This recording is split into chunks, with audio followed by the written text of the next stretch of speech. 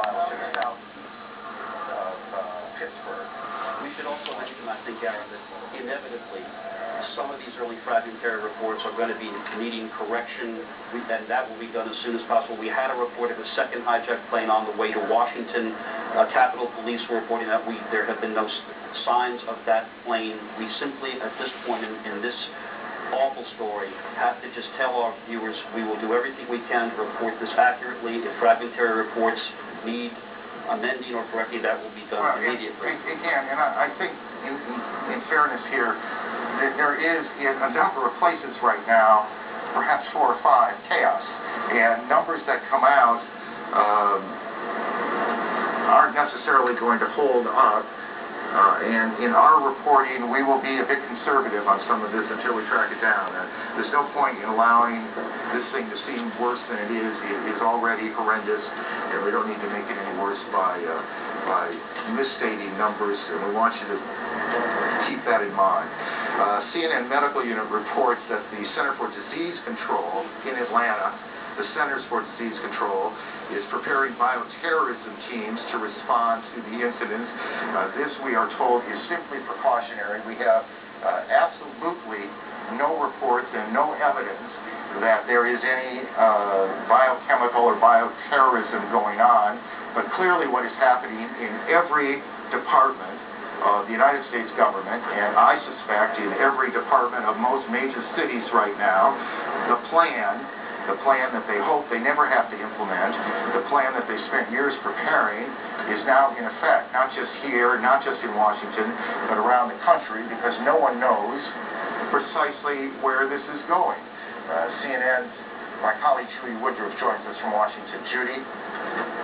Aaron, we've been watching this here in the Washington Bureau. I'm in the studio now, just a few blocks from the Capitol, from the United States Capitol, and the first thing I want to tell you is that everyone, I'm sure, on their mind is God rest the souls of those who've lost their lives this morning in New York, in Washington, near Pittsburgh, in Pennsylvania. It is just a story for which there are no words to describe. Here in Washington, we are keeping a very close watch on the Pentagon. You've been reporting, Aaron, and other CNN correspondents. A plane evidently crashed, a commercial jetliner crashed into the Pentagon earlier this morning. Approximately 60-foot section of this building, which is, of course, the headquarters of all military for the United States, was on fire as a result of this crash, and then collapsed. These are some of the pictures we've been bringing our audience from the Pentagon. We've watched people being treated by first aid personnel there. We have no information yet on casualties, on the number of people who may have been hurt or may have died in this incident, although emergency personnel on the scene have said surely there have been casualties there. Elsewhere in Washington, every federal building has been evacuated or is in the process of being evacuated. I'm now told that United Airlines is now saying that flight, can you tell me the number of the flight? 93 has crashed in Pennsylvania. Now, a flight from Newark, New Jersey to San Francisco. Now, we don't know if this is the same airplane that Aaron was reporting a little earlier crashed in Somerset County near Pittsburgh. Aaron had reported that some minutes ago, and now we are getting a confirmation from United Airlines that its flight United 93 on the way to San Francisco has crashed. So we now have at least 2 commercial airline companies in the United States. American Airlines reporting 2 of its passenger jets down, one flight Dulles in Washington to Los Angeles, and then another flight from Boston to Los Angeles down, and now we have United Airlines reporting at least 1 airline or airliner down with concern about another one. So the pieces of this story continue to come together. I have to say, in my 30 years as a journalist, I have never seen anything like this, never covered a story of the dimensions of this, and I'm sure it's safe to say that's the case for my colleague Aaron Brown and for any one of the other many correspondents, producers, and others with CNN and our colleagues at the other news networks. And I would just remind you that CNN right now has producers, correspondents all around the world who are watching for any more information that we can bring you at this point. As Aaron and Jeff Greenfield have been saying in the last few minutes, everything we have right now is fragmentary. We are simply reporting to you what we are learning from police, from the federal government, from the CIA, from David Ensor, from our other correspondents. And I'm now told that former U.S. Army Commander General Wesley Clark is joining us on the telephone. Former commander of NATO, the North Atlantic Treaty Organization, is joining us from Little Rock, Arkansas. General Clark, from your knowledge of the military, you know the Pentagon. What are you thinking right now? Well, good morning, Judy. First of all, we've got to try to assess what's really happening, and as all of the news reports indicate, it's clearly a coordinated effort. It wasn't announced, and it hasn't been announced that it's over, and we don't know how it will finally conclude, so there's likely to be more trouble before all of this concludes. So we've got to protect the American people first. We've got to look after those who are injured. We've got to take precautionary measures to deal with future incidents, and I think all of that's underway with a lot of responsible action by people everywhere.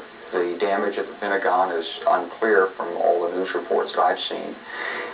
The one report that said it crashed into the Army side of the building.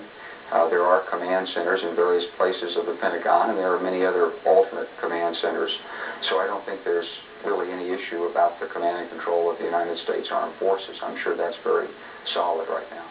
General Clark, why do you say there's likely to be more trouble?